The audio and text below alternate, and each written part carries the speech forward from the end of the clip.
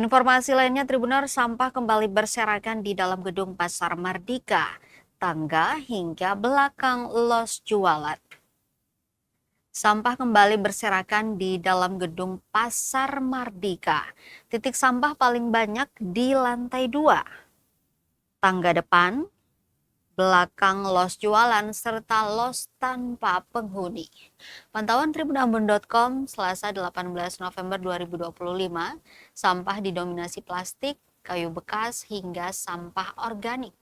Menurut salah seorang pedagang Biba, sampah lama tak dibersihkan. Dia pun mengeluhkan kondisi itu mengingat pemandangan jadi tak sedap. Belum lagi bau sampah juga menyengat. Disebutnya keluhan ini sudah sering disampaikan, namun tidak ada penanganan dari pengelola.